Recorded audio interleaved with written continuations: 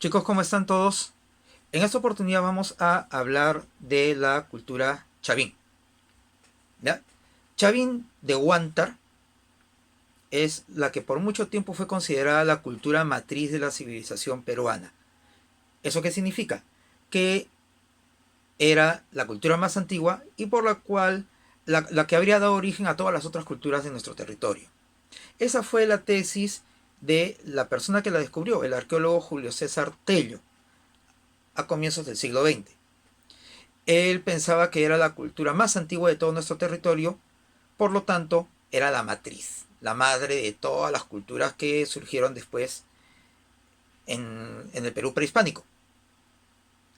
Chavín de Huántar es el sitio arqueológico donde se encuentra el templo, que al parecer era el lugar principal de esta cultura. ¿Dónde se ubica? En Ancash. ¿En qué parte de Ancash? En el Callejón de Conchucos. ¿Dónde queda el Callejón de Conchucos? En la cordillera oriental de los Andes, prácticamente ceja de selva, entre los ríos Mosna y Huachexa. Ahí es donde se encuentra el templo, que es la estructura principal de este pueblo. ¿Se expandió la cultura chavín? Antes se pensaba que sí, ¿no? Si uno ve imágenes de libros antiguos, ponen a Chavín como un territorio grandazo que va desde Cajamarca hasta Ayacucho. Hoy parece que no era tanto así. ¿Por qué razón se pensaba eso? Porque como a lo largo de todos estos territorios han encontrado distintos ceramios, esculturas, arquitectura e incluso algunos textiles con características similares a las que se encontraron en Chavín de Huántar, entonces asumían los arqueólogos y los historiadores que Chavín se había expandido por ese territorio, posiblemente hasta de manera militar. Sin embargo, hoy, con los avances de la arqueología y nuevos hallazgos que ha habido, se ha cambiado un poco eso. Ahora ya no se cree que Chavín llegó a ser una cultura expansionista, sino más bien fue una tradición cultural que se llegó a expandir gracias a la influencia cultural que tenía en los otros pueblos. ¿Eso qué significa?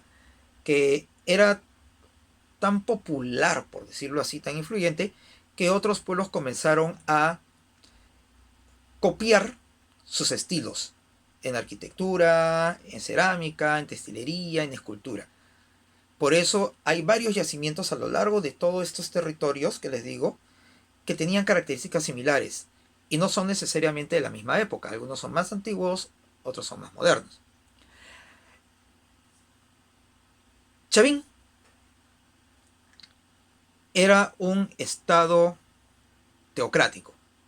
¿Qué significa eso? Que el gobierno era ejercido por una persona que representaba a los dioses o que era considerado tal vez un ser divino. ¿A quién me estoy refiriendo? A los sacerdotes. El sacerdote es una persona especializada en dirigir los cultos religiosos, en ser el nexo entre el dios o dioses, porque los chavines tenían varios dioses, y los seres humanos. Los sacerdotes eran personas que decían tener ciertas características especiales que les permitían comunicarse con los dioses. ¿Y cómo lo hacían?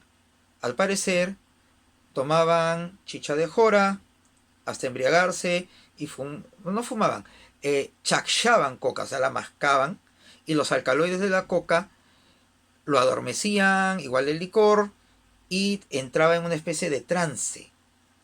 ¿A qué me refiero con entrar en trance? Como que se mareaba, se drogaba, en otras palabras, y alucinaba que se comunicaba con los dioses, o al menos es lo que él decía.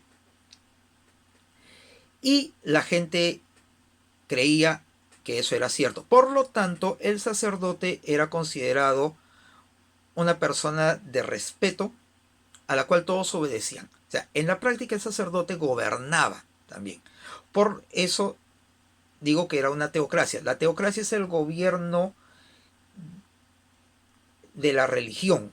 O sea, religión y política unidos para hacer el gobierno. Entonces, el que gobierna o es considerado un dios o es un intermediario de los dioses, que este era el caso. El sacerdote decía comunicarse con los dioses.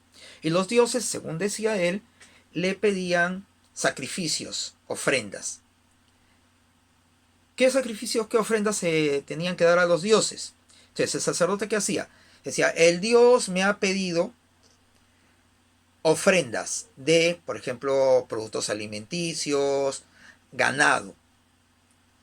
Los productos alimenticios, una parte quedaba para el sacerdote y otra parte era ofrecida a los dioses, ¿no? Generalmente se quemaba.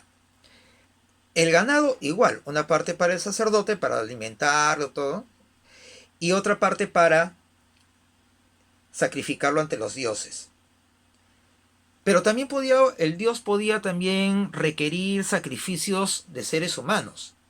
No se sabe si eran niños, si eran mujeres, si eran hombres adultos, si eran ancianos, si tenían alguna característica especial para ser sacrificados, porque bueno, no hay datos escritos sobre eso, ni tampoco hay historias, eh, mitos, leyendas, ¿no?, que lo expliquen, y no se han encontrado tampoco cuerpos sacrificados.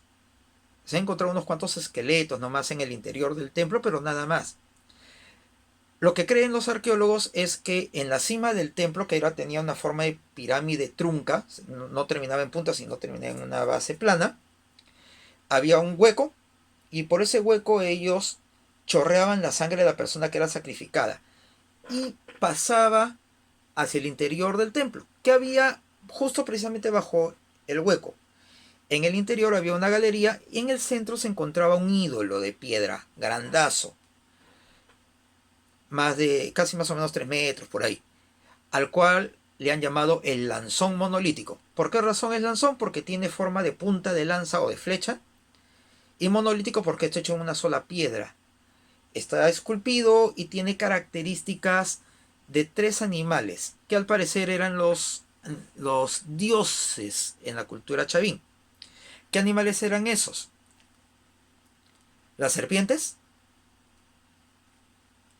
los jaguares, pumas tal vez, y los halcones o cóndor amazónico. Ahora, ¿cómo se sabe que eran esos animales? Por las características de la escultura, ¿no? Justo se ven las características de estos animales. Se ven los colmillos, se ven las garras, se ven las lenguas bípedas de las serpientes, se ven incluso hasta lagartos, se ven alas, se ven picos, crestas. Entonces se supone que esos eran los 3 animales sagrados para los chavín, y en base a ellos 3 crearon a todos sus dioses que tenían estas características. Entonces eran dioses antropomorfos, o sea, tienen forma humana, pero también son mitad animal, o sea, son zoomorfos también. Ahora, así como ellos, habían otros seres que parece que eran dioses también. Hay uno bien conocido que es la estela de Raimondi. Le dicen el dios de las varas. Es una persona que está sujetando un par de cetros de poder que al parecer tienen plumas en la parte alta y tiene un gorro alto, del cual salen al parecer plumas y serpientes, ¿no? Y también tiene características de felino, tiene grandes colmillos, tiene garras, pero no garras de felino necesariamente. En las manos sí, pero en sus pies son garras como las de las aves, como las del cóndor, del águila, ¿no? Así grandes y curvas. Se ven bastantes serpientes, sus ojos de serpiente también, mirando siempre hacia lo alto, como que estuvieran en trance, estuvieran drogados, digamos, ¿no? Todo lo hacían en piedra. Sus templos, sus edificaciones, sus esculturas, sus dioses, hasta la cerámica, imitaba la piedra. Por lo tanto, era una cultura lítica, ¿ya? Eso significa que todo era en base a la piedra. Sus herramientas, sus armas también, posiblemente. Entonces, su escultura era como esta. Esto era lo que más llamaba la atención en su escultura. Las cabezas clavas. ¿Han visto ustedes una cabeza clava? Por lo menos en una imagen. Estas cabezas, lógicamente, son más grandes, son de piedra, que tenían unos huecos y eran colgadas en la pared del templo. De tal manera que eran como una especie de adorno. Pero los arqueólogos creen que más bien eran como una especie de guardianes. Otros piensan que representaban a los sacerdotes que se quedaban cuidando el templo siempre. Otros dicen que eran dioses. Otros dicen que representaban más bien las cabezas de las personas que habían sido sacrificadas. Al final no se sabe exactamente qué cosas son, pero sí están en el templo. Habían varias, solamente una queda en su lugar, sigue puesta en la pared. Las otras se han caído con el tiempo y las han puesto en el interior del templo. El templo tenía forma de U, forma geométrica, media cuadrada, y se ingresaba por una puerta principal que estaba en el centro, que tenía columnas, ¿no? Cilíndricas, y tenía un dintel, o sea, como un techo con figuras esculpidas de seres antropomorfos, mitad humanos, pero también mitad ave. Por eso le dicen el dintel de las falcónidas. Las falcónidas son los halcones, los cóndores, las águilas, ¿no? Que como le dije, al parecer era uno de los animales principales los cuales adoraban. Lógicamente estamos hablando del halcón amazónico o cóndor amazónico, porque ya está prácticamente en la selva, ceja de selva. Por eso también el jaguar, no tanto el puma, el jaguar, que también es un felino de la selva, y las serpientes ni hablar, pues, ¿no? Y también en el obelisco Tello se ve, por ejemplo, un lagarto. Eso no hay, pues, en la región andina. Así que se considera que esa era la influencia de la selva. Incluso hay algunas esculturas en los ceramios que parecen hasta monos, ¿no? Por lo tanto, sería el contacto que habrían tenido con esta región. Se considera que Chavín es el origen de las clases sociales en nuestro territorio. ¿Por qué razón? Porque había una clase privilegiada que era el sacerdote, que además de comunicarse con los dioses, mandaba. Y había una clase social que era algo así como la clase popular, que estaba formada por los campesinos, los alfareros, los ceramistas, los escultores, o sea, todas las otras personas que no tenían vínculo con los dioses y que trabajaban para el sacerdote para que éste pueda calmar a los dioses y darles sus ofrendas. Entonces, habían dos grandes clases sociales, la clase privilegiada, que estaba formada por la clase sacerdotal, y la clase popular, que eran todos los demás. Antes se creía que tenían militares, parece que no era tanto así. Ahora, lógicamente las características de cada grupo social eran diferentes, ¿no? La forma como vestían, dónde vivían, la ropa que usaban, lo que comían, ¿no? Porque una persona que pertenece a la clase alta no va a vestirse pues igual que una persona de clase baja. ¿Cómo se vestían?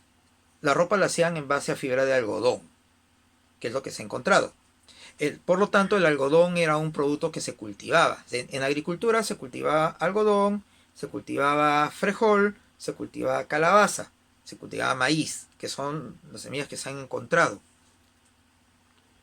Y el algodón servía para hacer ropa. No la ropa como la conocemos hoy, ¿no? La ropa de aquellas épocas que eran como una especie de túnicas que se ponían una sola pieza.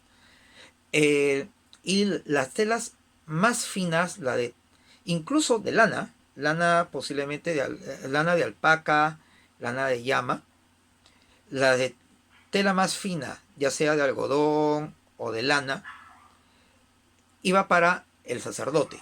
Y la tela más burda, más chusca, digamos, un poquito más gruesa, que tal vez te produce picazón, etcétera, para la gente del pueblo. Entonces estamos viendo ahí las diferencias. Y ni hablar pues de lo que comían, ¿no? Entonces, ¿qué actividades se realizaban ahí? ¿Qué actividades económicas?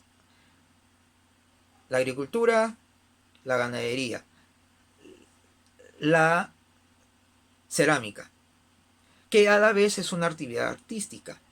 junto con la escultura, como las cabezas claras que demostré hace un rato, y la arquitectura, siempre todo hecho de piedra. ¿Chavín llegó a expandirse? Parece que no. Como dije antes, se pensaba que había crecido un montón en base a un ejército fuerte y poderoso. Hoy más bien parece más bien que era como una tradición cultural donde muchas culturas imitaron sus estilos, sobre todo de arquitectura, de escultura, de textilería y de cerámica, por la influencia que este tenía. Se cree que el templo de Chavín era un santuario de mucho prestigio, al cual acudían personas de distintas partes del territorio para adorar a los dioses que habían ahí. En este caso sería el, el Lanzón, que parece que era el dios principal. Chavín entonces, si ya no es la matriz de la civilización, porque al parecer es Caral, ¿no? Que es, hace unos 20 años más o menos que fue descubierta, entonces ¿por qué sigue siendo importante?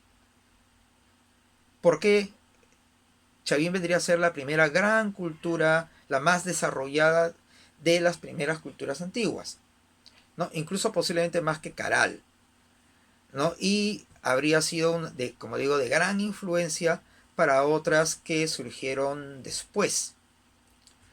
A tal punto que a Chavín se le considera un horizonte cultural. Se considera que su influencia duró por lo menos unos 500 años. Empezó antes de Cristo, terminó más o menos por el año 200 después de Cristo, hasta que desapareció y otras culturas con características similares a Chavín aparecieron, pero en lugares más alejados y focalizados. Por ejemplo, la cultura Paracas, Nazca, Moche, eh, Huarpa, Salinar y muchas otras más. Chavín entonces, para repasar y poder finalizar, fue una cultura lítica,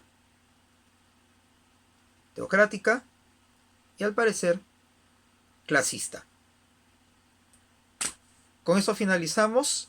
Espero que la explicación sea suficiente para poder entender mejor el tema. Nos vemos hasta otra oportunidad.